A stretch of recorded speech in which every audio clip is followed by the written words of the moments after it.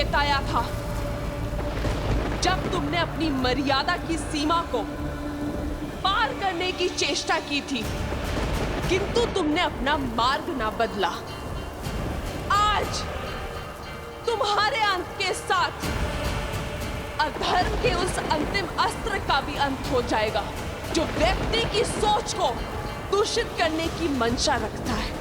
तुम्हारी मृत्यु आने वाली कई युगों के लिए उदाहरण बनेगी, संसार को सिखाएगी कि यदि भक्ति बिगड़ जाए तो वो रावण और उसके भाई सहस्त्रमुख का रूप ले लेती है। व्यक्ति की शक्ति को अधर्म की आंधी में झोंक देती है और जो धर्म के विरुद्ध होते हैं उन्हें उनके अपराध का दंड देने के लिए वही शक्तियां दुष्ट के अंत का मार्ग खोज लेती हैं। स्मरण करो वो श्राप जो तुम्हारी पुत्र वधु ने तुम्हें दिया था। आज मैं पद्मा अपने संचित सभी पुण्यों के बदले आपको श्राप देती हूँ कि जिस नारी को आप खिलौना समझते हैं वही आपका अंत करेगी।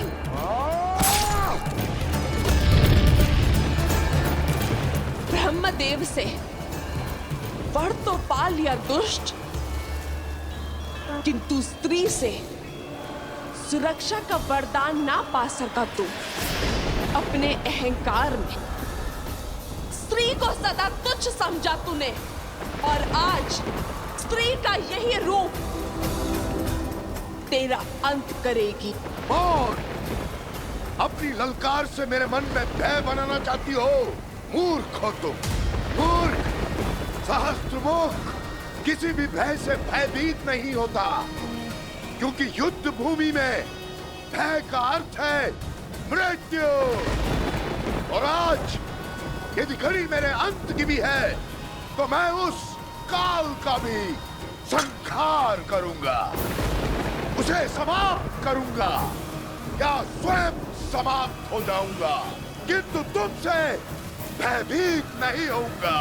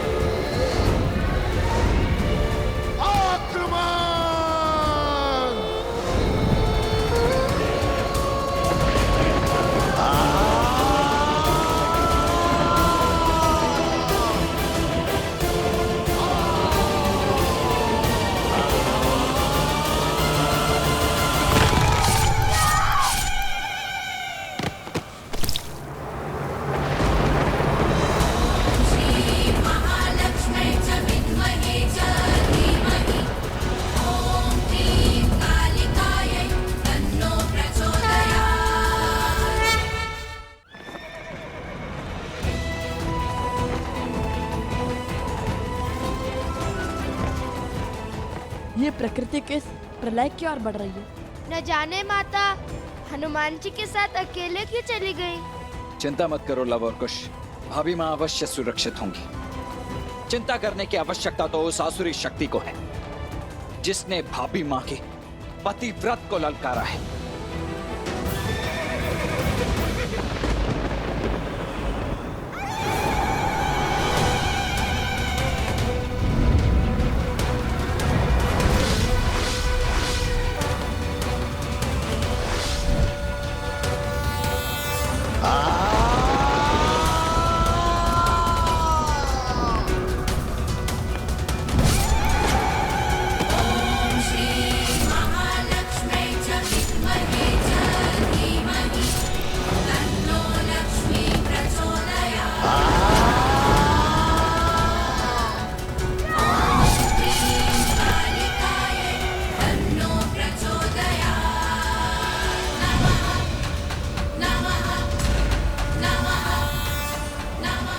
नहीं, तुम मेरा अंत नहीं कर सकती। ये मेरा अंत नहीं हो सकता, नहीं हो सकता।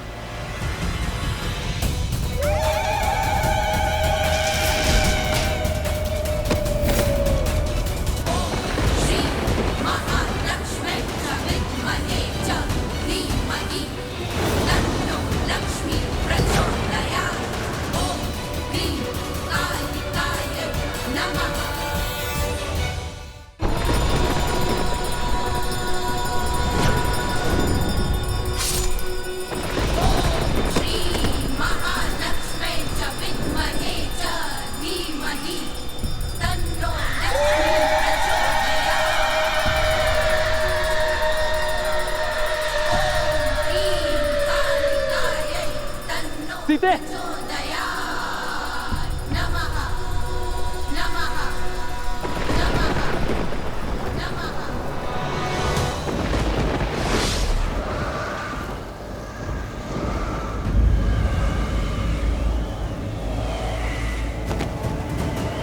सीते,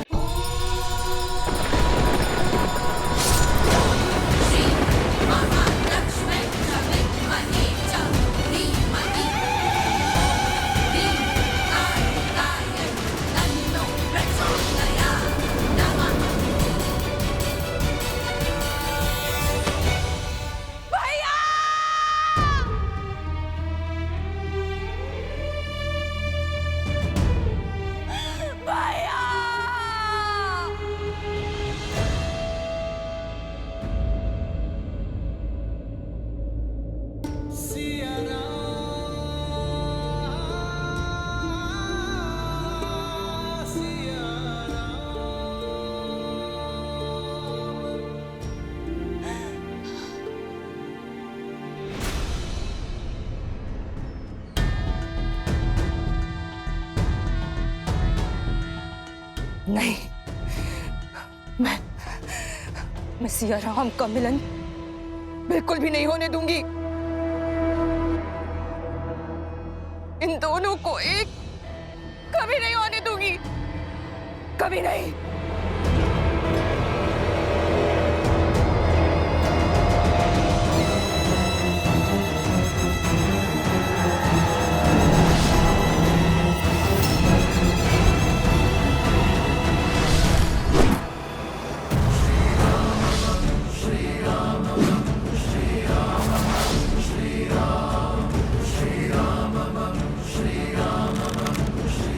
सावधान शूर्पणखा।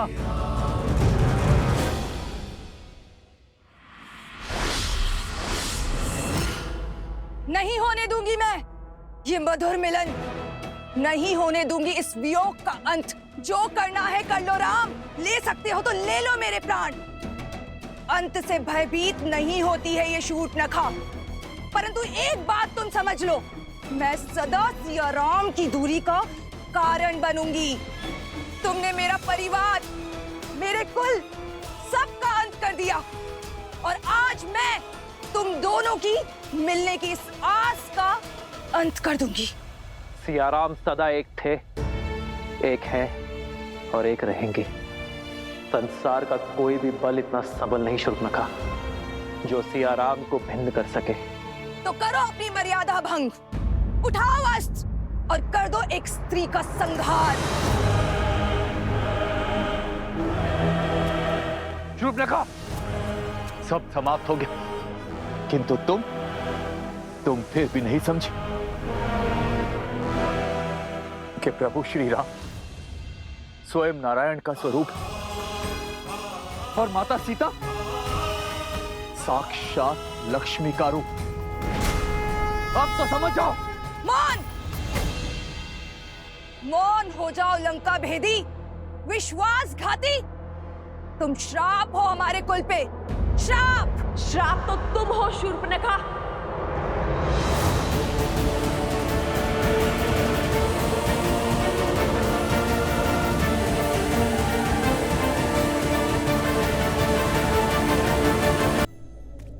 केवल अपने कुल के लिए नहीं, इस संपूर्ण समाज के लिए तुमने स्त्री के जिस रूप को इस समाज में प्रस्तुत करने का प्रयास किया है, उस रूप में स्त्री समाज में केवल अवसाद, दुख और पीड़ा ही लेकर आती है। मिथ्या है ये, मिथ्या। तुम्हारे जैसी अबला की निर्बल सोच है ये। निर्बल तो वो होता है जिसके मन को प्रतिशोध की चोट कचोटती है। तुम अपने प्रतिशोध की पूर्ति के लिए अपने पूरे कुल के अंत का साधन बनी। इस यात्रा में अपने पुत्र, अपने भतीजे मेघनाथ, अतिकाय, अपने भाई खरदूषण, कुंभकर्ण, दशानन रावण के अंत का साधन बनी। इस घोर संग्राम के बाद भी तुमने अपने भाई सहस्त्रमुख रावण को समझाकर उसका पथ बदलने का प्रयास नहीं किया, बल्कि उसे भड़काया और अपनी मलिन सोच और अपनी मलिन इच्छा की पूर्ति करने की चेष्टा करती रही। तुम जैसी स्त्रियां समाज में द्वेष उत्पन्न करती है, परिवारों के कलह का कारण बनती है, आने वाली पीढ़ियों का संहार करती है, आने वाली पीढ़ियों का सर्वनाश करती है। इस विध्वंस का सबसे बड़ा कारण तुम हो शूर्पणखा, तुम। इतना भोला मुख और मन कितना कुटिल, अपने शब्दों से महान बनने का स्वांग कर रही हो। ये विध्वंस, ये विनाश, इन सब का कारण मैं नहीं, तुम हो सीता, तुमने मारा है मेरे भैया को। दोषारोपण से स्वयं के पाप नहीं छुपा करते। और रही बात सिया राम के वियोग के, तो संसार में कोई ऐसा बल, कोई ऐसा छल नहीं जो हमें पृथक कर सके।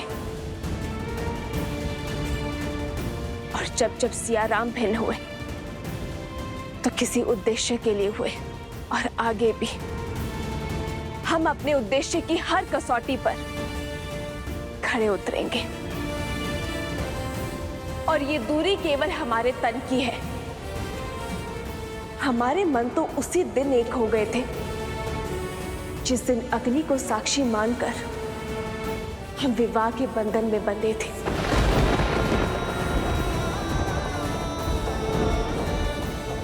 मेरे शब्द तुम्हारे भले के लिए है शूर्पणखा।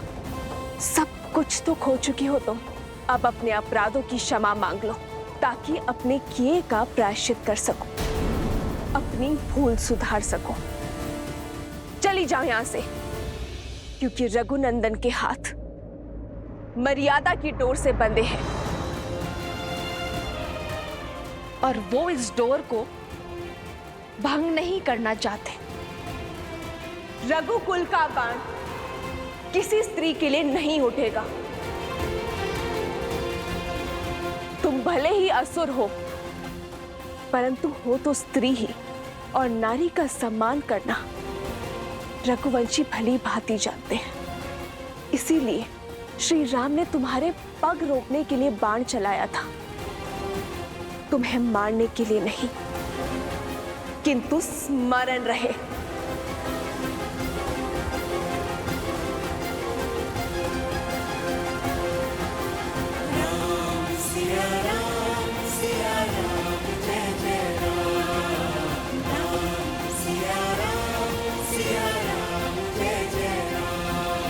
यदि पुनः तुमने रघुकुल पर कुदृष्टि डाली तो तुम्हारा संहार मैं स्वयं करूंगी।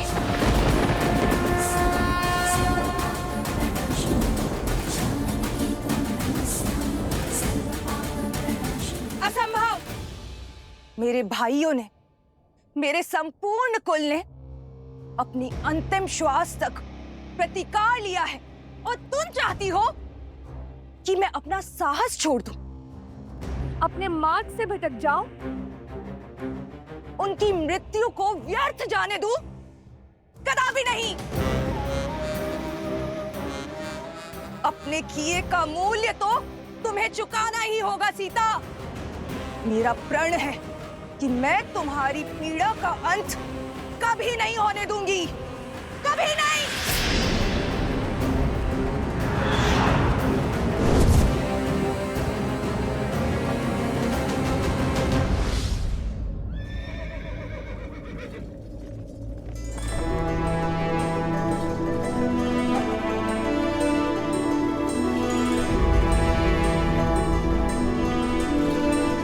ये क्या? पिताश्री का रथ यहाँ? हनुमान जी भी तो हथियार लेकर आए थे ना माता को।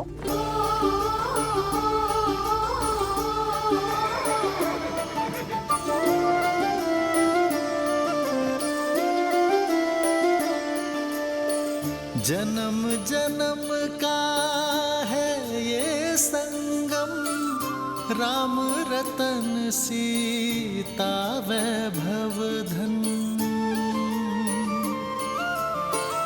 एक है पौरुष एक समर्पण, एक है रूप तो दूजा दर्पण।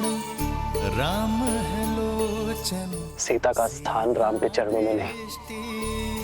राम है बादल, सीता वृष्टि राम के हृदय में है।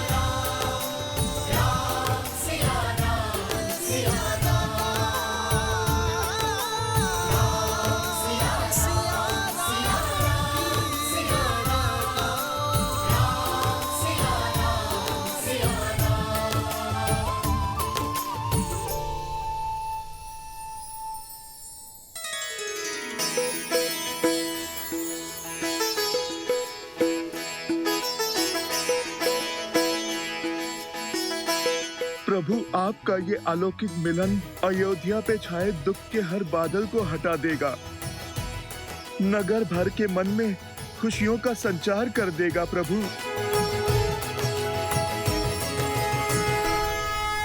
माता पिताश्री,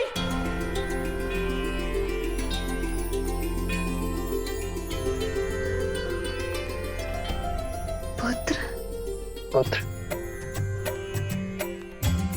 माता, वो समय हम लाएंगे जब प्रभु श्री राम और माता सीता फिर से एक होंगे। क्षितिज, हम करेंगे रामायण संपूर्ण। जो नदी के तट को मिलाते से तू जन्म बात पिता मिलन के हेतु, रामचंद्र सिया विरह घटाने प्रकटे लव कुश रूप सुहाने। आज हमारा संकल्प पूर्ण हुआ। सिया राम के वियोग का अंत हुआ।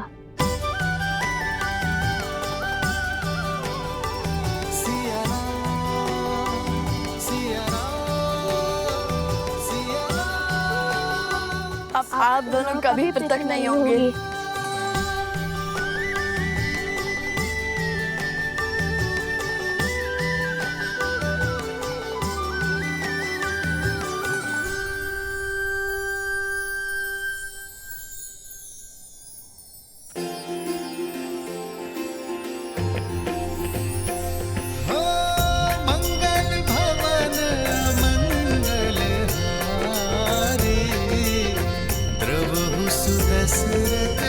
अजर बिहारी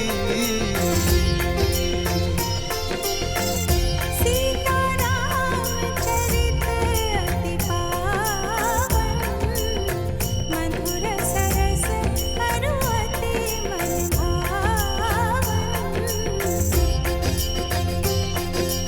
राम सिया राम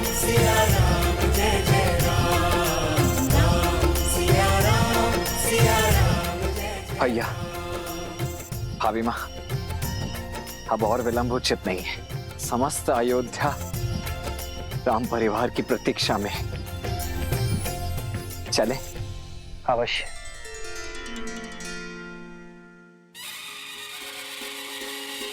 नहीं और भाई सूरज जागा पाए अमृत ये मन प्यासा पतझड़ बीता मधुरत आई बंदे जैसे सुध पाई।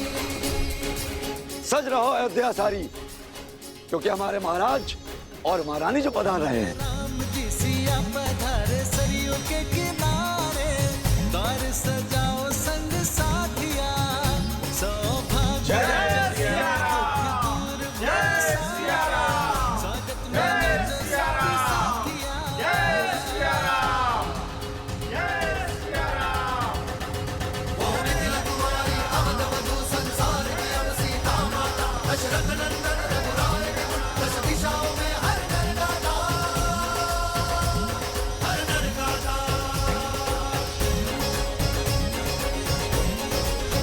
सिया राम, सिया राम, सिया राम, सिया राम। हमें क्षमा कर दीजिए महारानी सीता, हमें क्षमा कर दीजिए। हमारे कारण आपको वियोग का घोर दंश झेलना पड़ा, इतने संकट उठाने पड़े। हमें क्षमा कर दीजिए महारानी सीता। महारानी हमें क्षमा कर दीजिए। हमें क्षमा कर दीजिए महारानी, हमें क्षमा कर दीजिए महारानी। रथ रोको सारथी।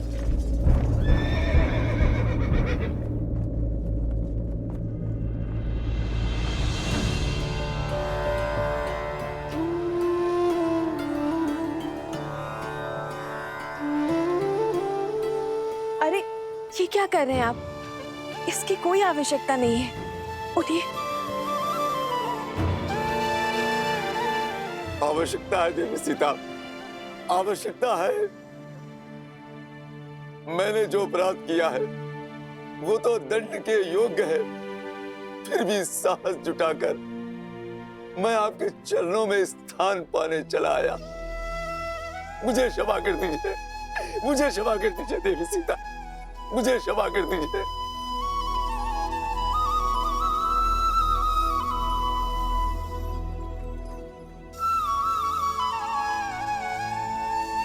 जब आपकी पत्नी ने आपको क्षमा कर दिया है, तो मैं कौन होती हूँ आपको दंड देने वाले?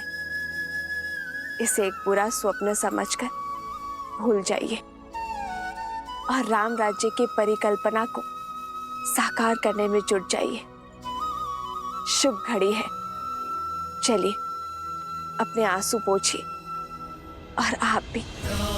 सिया राम, सिया राम, सिया जय जय राम। ये आंसू भी तो आनंद के हैं महारानी। आज आपको इस नगर, इस देश में देखकर मेरे सिर से अपराध का भार हट गया। अब जब मैं प्राण त्यागूंगी, इस संतोष के साथ त्यागूंगी कि मैं आपके दुख का कारण तो बनी, किंतु आपको सुख में पुनः घर लौटते देखने की साक्षी भी बनी। आज मेरा मन तृप्त हो गया महारानी, तृप्त हो गया। आपने हम सब के कारण कितना कष्ट सहा। आपके त्याग से हम स्त्रियों को समाज में समान अधिकार मिला। आपके संस्कारों के कारण, आपके दोनों पुत्रों की सूझबूझ के कारण आज अयोध्या में स्त्रियों को अपना मूल्य समझ आया है।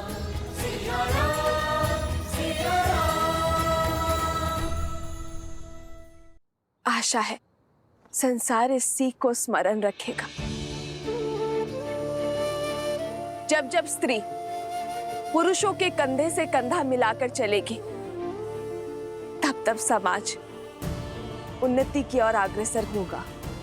और जब जब पुरुष स्त्री के कंधों पर पांव रखकर उनका दमन करेगा, तब तब उन्नति की गति रुकेगी। एक योग्य बालक अपने परिवार को आगे लेकर जाता है, किंतु एक योग्य बालिका पूरे समाज को आगे लेकर जाती है। और ये सब नारियों के प्रयासों के कारण ही संभव हो सकता है। ये जो संस्कार आपने पाए, इस सीख को अपनी आने वाली पीढ़ियों को अवश्य देना। जय सिया राम। जय सिया राम। जय सिया राम। जय सिया राम। जय राम राम सिया राम सिया राम।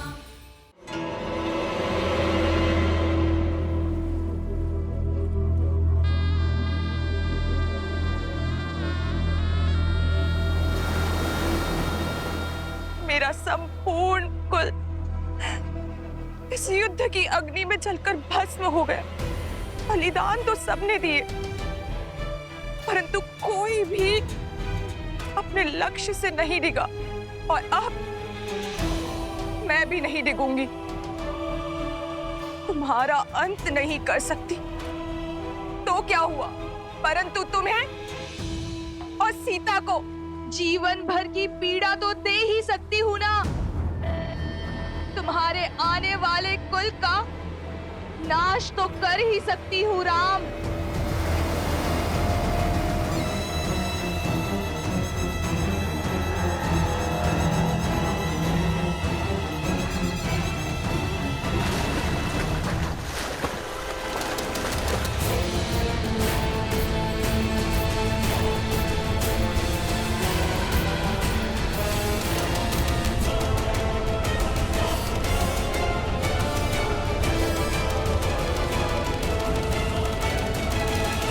मेरे अयोध्या वासियों, आज वो शुभ दिन आ गया।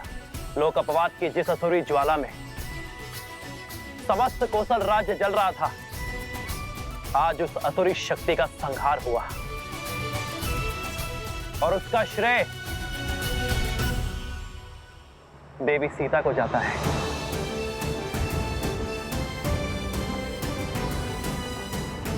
सीता ने न केवल एक महारानी के रूप में अयोध्या पर प्रहार करने वाली असुरी शक्तियों का संहार किया, बल्कि एक नारी होने के नाते नारी को उसके सम्मान का उपहार दिया। राक्षस के समक्ष तलवार उठाने वाली सीता ने अयोध्या की प्रजा के लिए त्याग किया। यदि सीता चाहती तो वनवास के लिए बड़ी सरलता से मना कर सकती थी, किंतु सीता ने दुर्गम मार्ग चुना। रघुकुल की मर्यादा और कौशल राज्य की नारी को उसका सम्मान दिलाने का कार्य जो सीता ने किया है, उसके लिए रघुकुल और अयोध्या सदा सदा के लिए सीता की ऋणी रहेगी। जय सिया राम।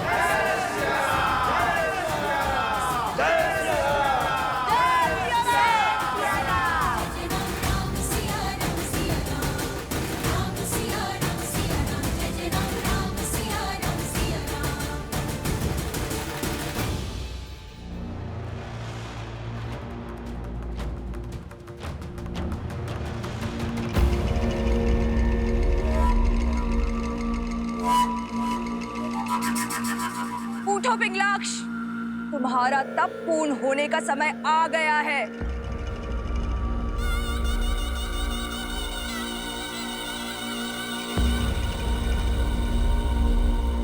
कब तक यही मानव और देवताओं के पैरों तले छुपकर बैठे रहोगे? अपना तप तोड़ो पिंगलाक्ष, अग्निदेव का दिया हुआ वरदान का प्रयोग करो, अपने कुल की लाज बचाओ। मेरे तप की समय अवधि आप कैसे तय कर सकती हैं?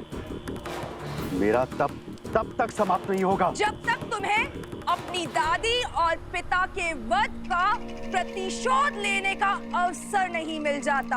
हाँ, यही मेरे जीवन का एकमात्र उद्देश्य है।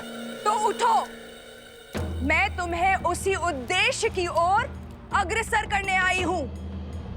तुम्हारी दादी ताड़का और तुम्हारे पिता सुबाहु को मारने वाले उस राम से प्रतिशोध दिलवाने आई हूँ।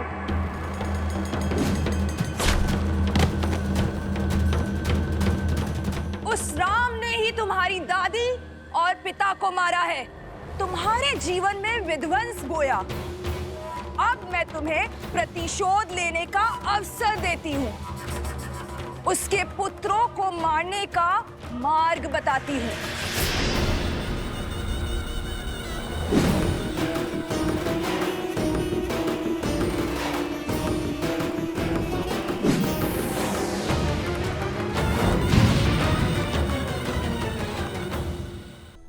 पुत्र राम, अयोध्या की इस पीढ़ी और इसके बाद की पीढ़ी दोनों की एक ही मंशा है, सिया राम के पुनर्मिलन का महोत्सव।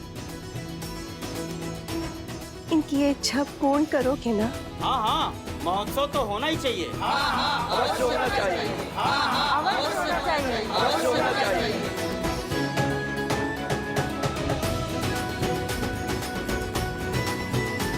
अयोध्या की महारानी और मेरी माता पुनः अयोध्या लौटी हैं। अपूर्ण अयोध्या आज पूर्ण हुई है। महाउत्सव तो होना ही चाहिए। हाँ हाँ, भव्य उत्सव होना चाहिए।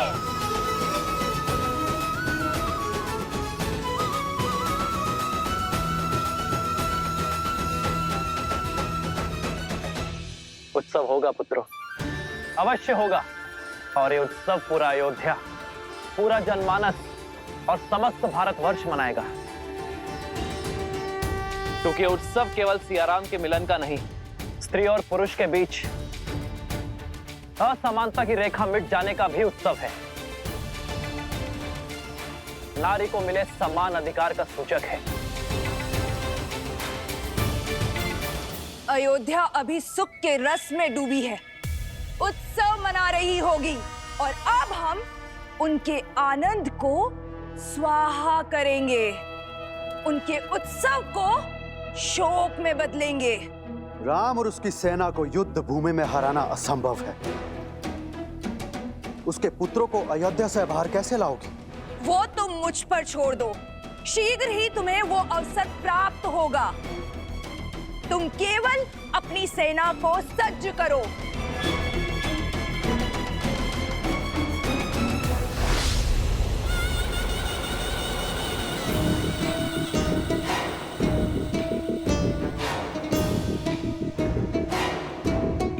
जो अपने कुल का नाश होने का कारण बनी हो, उस पर विश्वास करना सरल नहीं।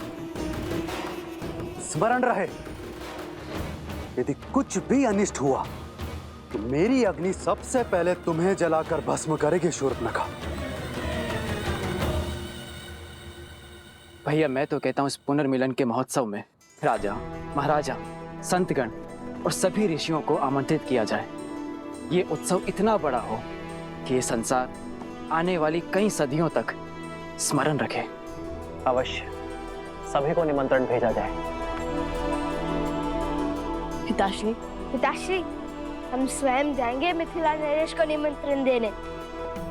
अवश्य पुत्र, किंतु इस बार मिथिला नरेश को नहीं, अपने नानाश्री को निमंत्रण देना। तो निश्चित रहा, अगली पूर्णिमा को अयोध्या में उत्सव होगा। पुरुषों और स्त्रियों के बीच के भेदभाव को समाप्त होने का और संसार से उस असुरी शक्ति का नाश होने का। जय सिया राम! जय सिया राम! जय सिया राम! जय सिया राम!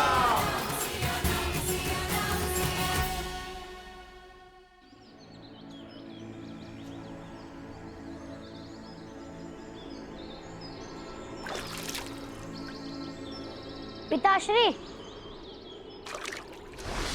शीघ्र कीजिए ना, चलना है।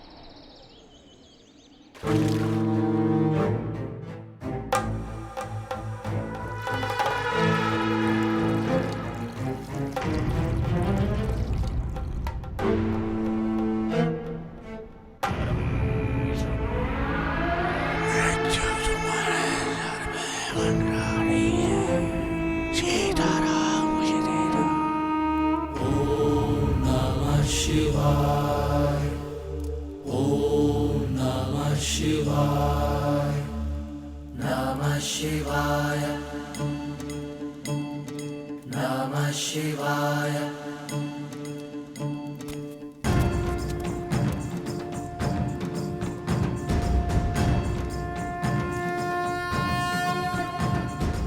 मिथिला जाने को सच हो गए दोनों। ओम नमः शिवाय। मैंने, तुम बोलो।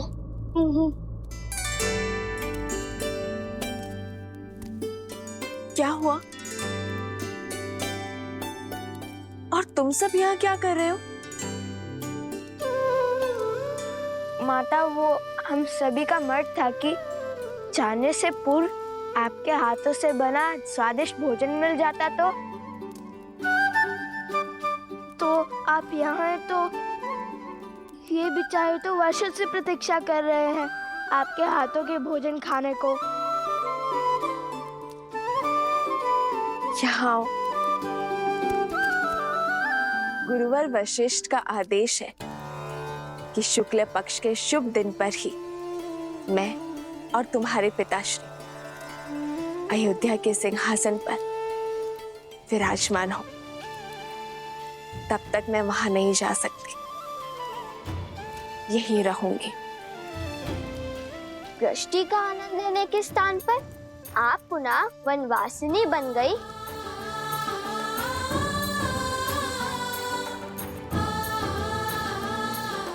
यदि मैं क्षण भर के लिए भी अयोध्या की महारानी का कार्यभार नहीं उठा सकती, तो मैं क्षण भर के लिए भी उस पद के साथ मिलने वाले सुख की अधिकारी नहीं हूं पुत्र। और यहाँ तो प्रश्न पूरे 16 पहर 2 दिवस का है। कितने उत्सुक थे आपके हाथ का भोजन ग्रहण करने के लिए। इतना सुना था हमने। जहाँ एक क्षण बिताना भी असंभव है, वहाँ 2 दिवस कैसे काटेंगे हम?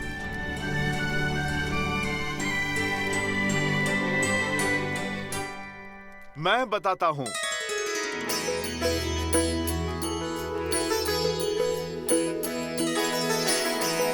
हनुमान जी,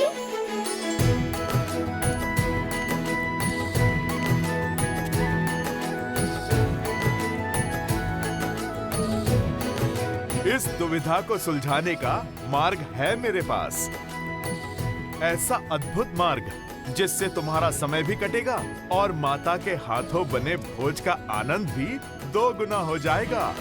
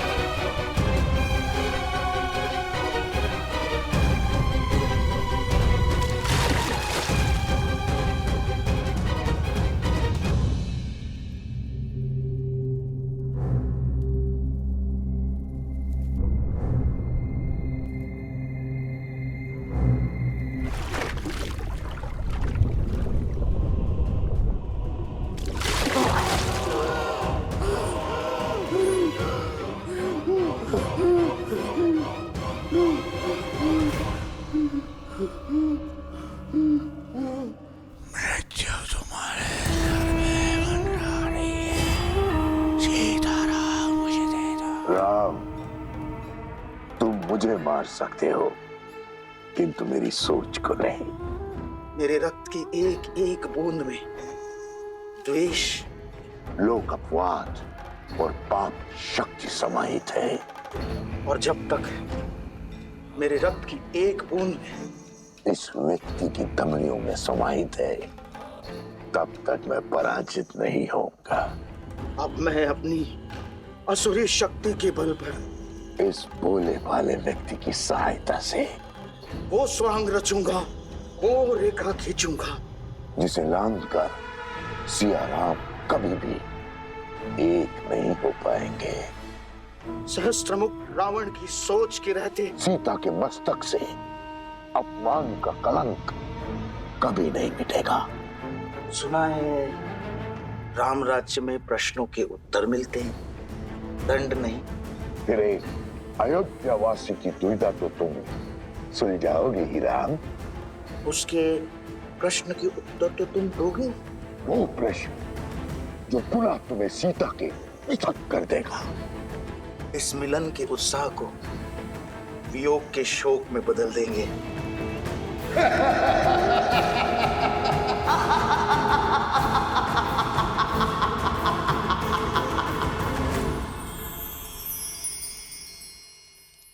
ये देखो बालकों, एक नहीं दो उपाय हैं। पहला उपाय ये है, तुम सब लवकुश के साथ मिथिला चले जाओ। मिथिला? और दूसरा ये जो मैंने माता सीता से ही सीखा है। सब लो।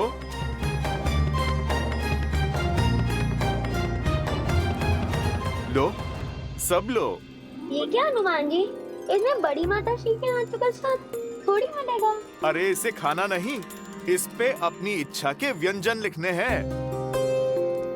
तुम्हें माता के हाथों से जो खाना है उसकी सूची बनानी है। सूची? अर्थात माता को तो भांति भांति के पकवान बनाने आते हैं। कहाँ से आरंभ करें और कहाँ पे अंत, कुछ समझ नहीं पाओगे। इसीलिए मैं आपसे कहता हूँ, आप सब मिथिला जाइए लवकुश के साथ। समय भी कट जाएगा और सूची पूर्ण करने का समय भी मिल जाएगा। अरे हनुमान जी, ये तो सुकोमल राजकुमार हैं। इनकी भूख आपके समान नहीं है। मिथिला क्या, ब्रह्मांड का भ्रमण भी कराए तभी आप जितनी विराट सूची नहीं बना पाएंगे। इनके लिए तो एक एक व्यंजन ही बहुत है। कदापि नहीं, हम कौशल राज के राजकुमार हैं, श्री राम के भतीजे हैं। चुनौती लेकर पीछे नहीं हटते। देखिएगा हनुमान जी, ये भोज आपके भोज से भी अधिक प्रसिद्ध और परिपूर्ण होगा।